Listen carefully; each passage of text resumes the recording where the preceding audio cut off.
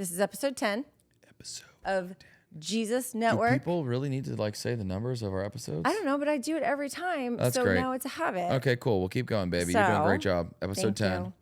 We're talking about something that maybe most of us have experienced at some point in our lives. Phew, especially recently. Or are experiencing or might experience. Wait, what did you just say? What did you say? Anyway, we're talking about toxic relationships.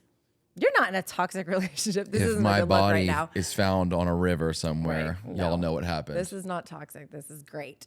Have you been in a toxic relationship? Weird ones, but I wouldn't say toxic. I don't know if they were toxic. I know all his ex-girlfriends. The only was reason you toxic. experience toxic relationships is because you stay in them. That's very true. Point number 1. Ding, ding, ding. You're What do in I a get? toxic relationship because you won't get out of it. So I actually want to kind of navigate through a couple different types of toxic relationships. So let's start with the obvious one, which is dating. Okay. There's your Because- problem right there. What? You should just skip right to marriage. Here Stop we wasting go the again. time. We've I'm just already had kidding. that conversation. All right, we're dating, toxic relationships. Right. Give me a What situation. are some red flags is what I think we need to talk about. Let's talk about from the man's perspective and the women's perspective. Okay. Do you know what I heard a long time ago is, and this is actually probably more from a woman's perspective looking in, is how a man speaks to his sisters and his mother. Love it. To look at how they communicate to them, Yep. because that is how they will end up communicating to you. Because you're so comfortable with your sister and your mom, and obviously they're a female. Right. So you've gotten so used to how you communicate. So when you've just, we're comfortable, so now I can just yell, or I can be frustrated, I can be quick to anger, whatever. So that's like one of those areas that you have to look for. It's like a telltale because, like you said, there's a comfort, but there's also still a level of respect or not in a family. So it's not like, no, it's different because you can just you can totally be yourself. Yeah. And I think your true colors really come out. So that is really good to kind of see how they are with the family. But what are some behaviors that in a relationship, and you can do whether it's the guys or the girls, but that you've seen in people that we've known, or I'll think of people that I've worked with in counseling or things like that. And I'll think of a few too. I think one that I notice in people, like when I see people dating and I see these things happen, I'm like, ooh, yo, better watch out, man. I would not go there. Is when somebody has such thin skin and they're quick to fire off. Like when you I pop off real quick. What? I pop off sometimes. That's why I said I was in a toxic relationship. Can you tell them you're not in a toxic And we'll see you guys next week for episode 11. Can you just reassure us that It's not a toxic relationship, and Dee's hair looks great. It's true. It does. Okay, so what do you mean by that then? That pop off or whatever you said? Yeah, like if they're like have no patience in situations, if somebody comes at them with anything like, oh, I'm just gonna like crack a joke really quick at them, and they take it so personally. So you're saying and like get an sensitive. oversensitivity? Yeah, I think for me, when I see that early on, because when that comes later, when you're like, oh, I just feel offended and hurt now, that's one thing. But when it happens in the very beginning, I'm like, whoa, like, But very insecure. what if the jokes and the little jabs are the toxic behavior? What if it's like this weird little like bullying or teasing? Because I've seen that too. Yeah, no, that could be it too. So I think on both sides, it could both be toxic. Absolutely. Here's what I'm you gotta always think thinking, of. looking at from the outside, like if you're watching, not like they're doing it to each other, but like you're seeing how they are with their friends or with anybody. No, I'm talking Anyways, about but yeah, you're talking about within the other side. Yeah, and yeah, within yeah. the relationship. I think the other part to really think about when you're thinking of, okay, wait, let me take a good snapshot of this relationship. Is this really toxic? Is anything that to me is very extreme becomes toxic. So if it is something like, oh, they're oversensitive. Well, sensitivity is not a bad thing in a relationship. Vulnerability is not a bad thing. Sharing your feelings is not a bad thing. Explaining that something hurt your feelings with a comment that was made is not a bad thing. But if it's a constant, an over sensitivity due to insecurity, and now everything is like, well, wait, what did you mean by that? Well, wait, do you not think I'm pretty? Well, wait, like, how come you're not hanging? Then it's becoming like, okay, there's such an insecurity that it's leading this relationship in a really like difficult path. And then on the flip side, the people that are like doing the little nitpicking or the nagging, is it like that kind of relationship where you can banter back and forth and have fun? Or is it the beginning of an abusive relationship where Yeah. they start off by talking about what you wear and how Yeah. you look and making little comments like that and then being like, oh, you're just being oversensitive? Mm-hmm. Because I've seen that too in very like narcissistic behavior. Yes. You know what I mean? And so it can, I think both things could be really innocent, but when taken to an extreme, they can go into a really toxic place. Yeah. So You know? obviously we know that when two people are dating, marriage is a whole other story. We can get to that one. We'll get to that one next. But as far as dating goes, you're dating for a reason. If you had no feelings, you would just break up. But there's obviously feelings there. There's some kind of a chemistry there. So what would you say for a couple who they have the feelings, they have the chemistry, but then there's also these red flags? What advice would you give to this person? If there's red flags in the relationship, well, we got to look at what the red flags are. Yeah. So is a red flag like there's trust issues? You know what I mean? Like that to me is a red flag where they don't trust their partner. They have to check their phone all the time. They have to. Now there are relationships where, and this is more towards marriage, someone's cheated and then they're like, let me see your phone. That's different. But when it's like this dating, getting to know one another, figuring out if this is what we want, and right off the bat, there's again that jealousy, that insecurity that creeps up, and it's like, you probably did this, and it's like, what? Where is that even coming from? Trust is a huge red flag for me. And really poor communication that doesn't want to be worked on. So communication should always be growing in the relationship. Like you and I think are still learning. We're so great at communicating. No, we're still learning how to communicate. We're thanks so to our great counselor. at communicating. And it's funny because we laugh about that. We feel like we didn't actually start communicating until like 8 years in, and we communicated, but we were missing each other in so many ways. So that's always a process. But when there's just like a real lack of communication and a lack of not caring about one another's needs or one of their needs. So if something is communicated and it's laughed off, shrugged off, not dealt with, not worked out, then it's like, does this person really care about your feelings? Now you might ask why, or they might ask, or someone might ask, why do we stay in toxic relationships? Because you said you're usually not in one unless you stay in one. But there's something in there. There's a root issue somewhere in there that's keeping you with this person. I know what the root issue is. Tell us, therapist It's that Myles. you see something so good in them that you're hanging on to that and you're neglecting the red flags because you want to. It's almost like seeing the diamond in the rough. You're like, I'm going to work the diamond out. I'm going to get the diamond out. And they just realize they just stay rough. And 10 years later, they're like, oh no, they never became the diamond that I thought I was going to see. I see that. I've seen that. And I think I was that person in people that have the person. Yeah, weren't you in like a gang or something like that in high school? No, not a gang. I wasn't a gang. Oh, I thought there was something about diamonds or something like that. I wasn't part of it. They didn't include me. But anyway. They were all toxic. They were toxic.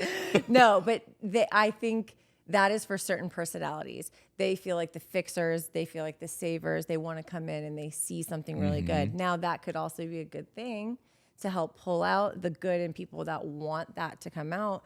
But then you have the other people who are they almost are drawn to the broken cases and they want to fix and they want to heal and they want to do this. And it's like, this person doesn't want healing. Yeah. I think another reason is there's a deep rooted issue that hasn't been dealt with, even with the Lord. Like, here's the thing, like if we're talking a lot, if it feels very like, oh, this is psychology and whatever, this is all stuff that you still bring to the Lord and that you surrender to him and you give to him and you say, this is something that breaks my heart. This is something that I'm weak in and I need your strength, But if there's a root issue with rejection or abandonment or something like that, or control or whatever, when you are with someone like that, that almost kind of like pokes at that core fear. Yeah. You know what I mean? So it's like that could, even just these deep rooted issues can keep us locked in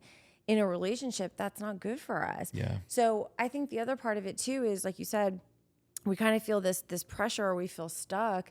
I think we need to remember that relationships and marriage is meant by God, like to bring two to become one, to better each other. It builds you up, it strengthens you.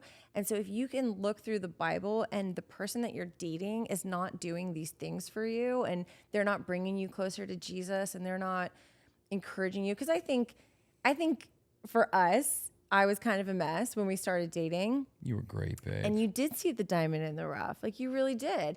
But the difference was I wanted to grow, and you saw something in me that I couldn't see in myself, but you helped like foster that and bring that out of me.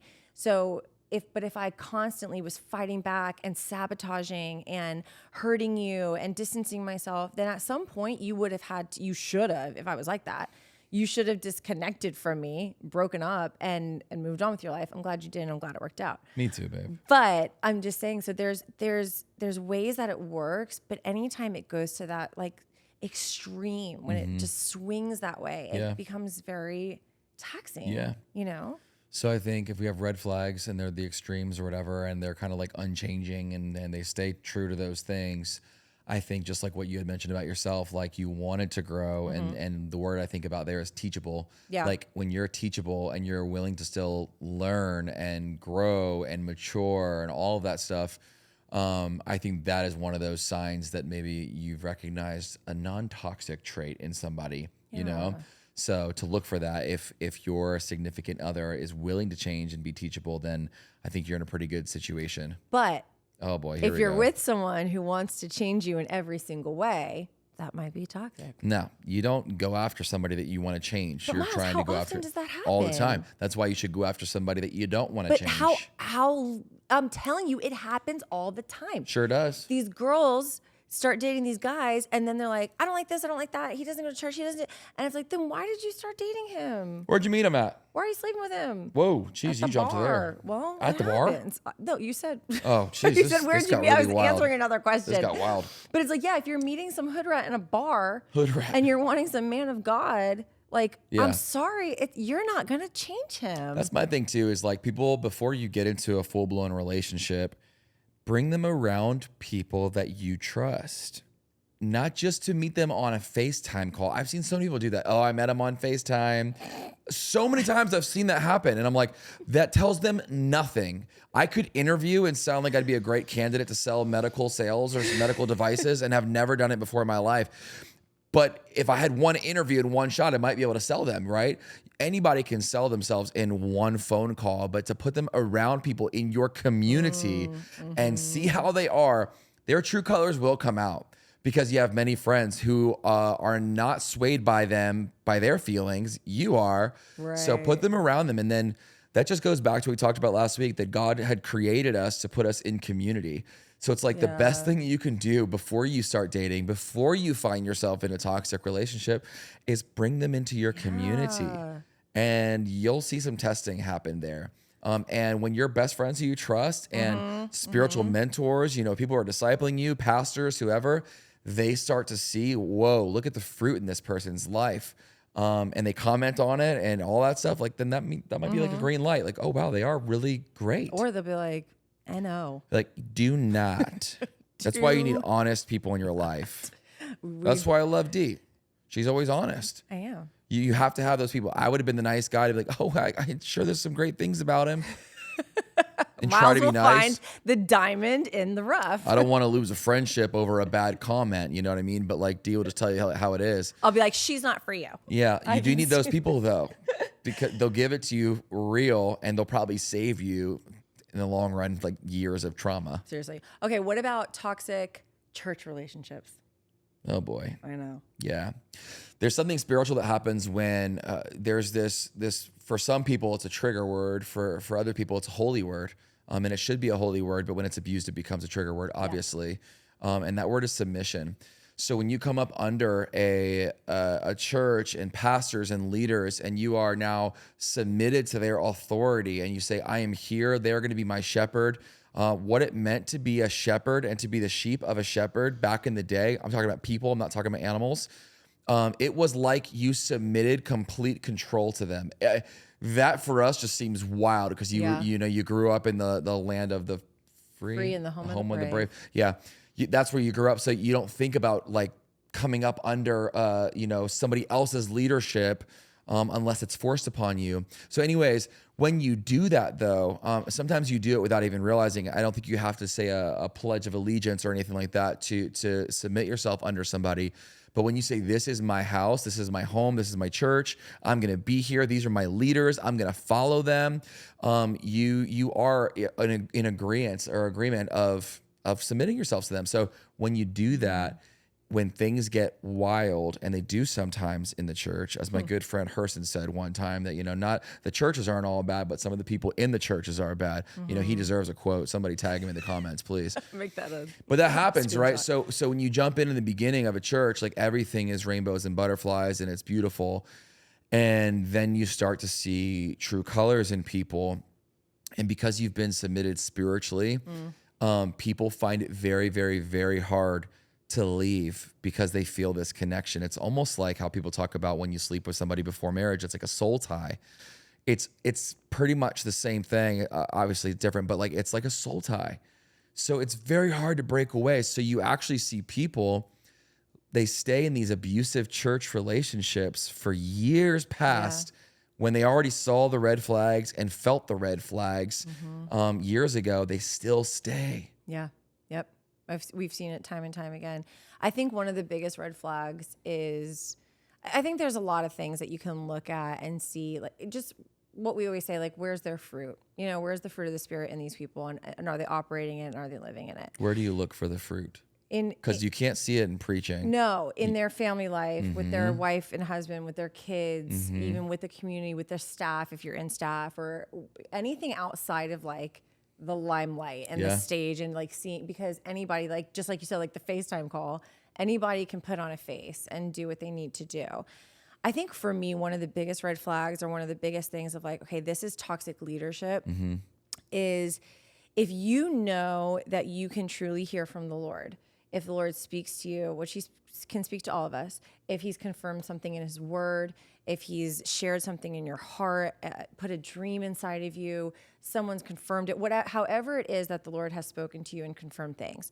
If you know, like, okay, the Lord has spoken to me, or the Lord does speak to me, and you go to leadership and you say, the Lord said this, and they say, no, he did not, without praying, without seeking the Lord about it, without even maybe fasting, without truly getting on their face and saying, okay, Lord, is this what you like, as their covering, or as their, authority, or whatever you want to call it. If they can just sit there and say, no, the Lord didn't say that. And we've heard many stories of this. We've lived many stories of this, where it's like an instant, because it's not what they desire. It's not what they desire. So they say it's not what God desires. Yeah. So if the first response from your leadership is that you don't hear from God, then it's kind of like, especially if you're in a place of leadership, your question should be like, then why do you have me in leadership?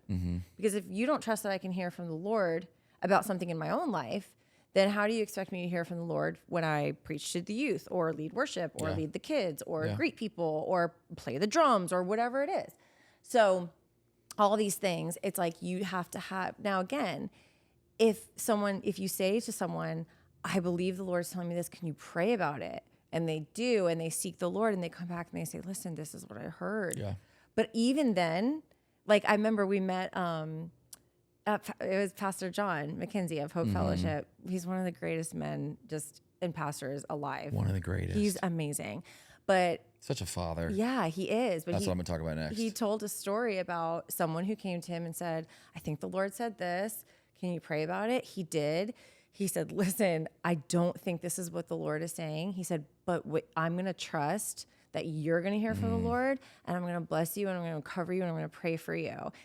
It ended up being, it didn't work out. Yeah. And he was there to love them and receive them back, and all the things with no shame and no guilt. But it was like, I'm going to give you the freedom. It's like I'm going to let you take it, because you're going to talk about fathers. But it's like truly being a father and saying, hey, if you fail, there's like a safety net here. Yeah. And I'm not going to be here to say, told you so. I'm not going to be here to laugh in your face and gloat about it. I pray I'm wrong, but this is what the Lord said. But here you go. Let's trust that you're hearing from him. Yeah. I mean, I think Jesus is the best example, right? Yeah. So when you hear the story of the prodigal son, do you think the father in that story did anything wrong, or was he a bad guy or anything? Okay, so he has his youngest son who he knows is immature because he's asking for his father's inheritance, which is basically like saying, "You're dead to me. I want the money from what happens when you die. Give it to me now. I want it now." And the father does what? He gives it to him. He gives it to him and lets him go anyway. He doesn't fight. Right. He doesn't tell him, "No, son, you're wrong, and I'm not giving it to you. Right. You can go." You got to trust me and submit to me and None love of me. it. Yeah. He doesn't say any of that. He lets him go, knowing that when it gets bad, he's going to come back to me. And that's when he'll really know who I am as a father. He's going to get to know me that way. So I think about that, and I think about the many, many, many scenarios that we have witnessed and been around because we were youth pastors. Now we are lead pastors, of watching young, 18, 19, 20, 21-year-olds who feel called to ministry, and their believing parents give so much pushback and want them to go to college instead of follow the Lord's voice. So same scenario. So a lot of times we say toxic church relationships, the pastors don't want somebody to go and do something in ministry that God's leading them to, but a true father will let them go. A true father and mother would let them go, and they would commit to praying for them, that God is going to be with them. And it might feel uncomfortable for you, and you might not think this is the right time or whatever. I mean, I just can't imagine that James and John's dad on the boat, when he's reeling the fish in, thinks this is a great time for my sons to abandon me. Like, I raised them up. Same with Peter and Andrew. Same situation. 2 boats, the same day, 2 dads. Imagine the conversations they were having. They could have gone one or 2 ways. Right. One way could have been like, what the heck are we supposed to do now? Our sons, they're our legacy. Right. We're supposed to give them this boat when we die. They're supposed to bring the business in when we're tired and old, and we're getting there already. No, they could have done that, and everybody be like, that's terrible. But most of us do that. Yeah. The other side is they could have been like, I can't believe that my sons are they're choosing to forego money and a career. Not that fishing was the greatest career in the world, to go follow this one that we just witnessed do a miracle. He must be the Messiah. Something is happening, And that's where I see, like, good fathers will see children, sons and daughters, and say all they're trying to do right now is follow the miracle worker. They're trying to follow the Messiah. Let them go. Yeah. We've especially recently heard just so many different conversations that have happened between biological fathers and spiritual fathers, where people have gone to them and said, this is what the Lord is telling me to do. And they've completely shut it down. Yeah. And I've said this so many times. We've preached about it. I've talked about it in a podcast, I'm sure. But it's amazing to me how those same people and whoever has ever been guilty of it, maybe we've been guilty of it, who knows, but like that we read those scriptures and we read about them leaving the boat. We talk about Matthew, leaving the tax booth, and we're so inspired and we're so like, yes, we want to be like that. But it's almost like it's not realistic now. It's realistic for Bible days when Jesus was on the earth, but now that he's in heaven and we have the Holy Spirit, now it's not realistic for us to actually do that. And now it's not wise, and now we're not good stewards. And now it's like, but you don't have an education, and how are you going to make money? And what?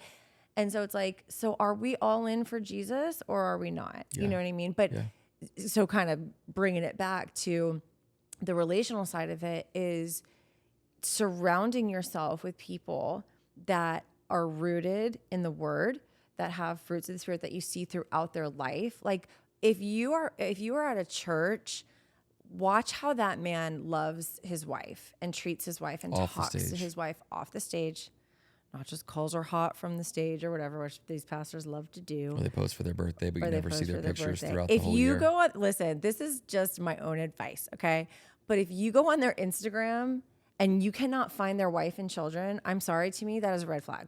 I don't like it. I instantly have a really bad distaste for really any person, but especially a pastor, that it's like sermon clips and verses and little quotes from my sermon and church bulletin. And it's like, where is your wife? Like, why is she not the main thing in your life? Why is she not even in your bio? Like, why is she nowhere to be found? There's a couple that I'm like, not a couple that I'm thinking of, but there's a couple Which people. one? No, no. Just kidding. There's a couple people that I didn't even know they were married Yeah.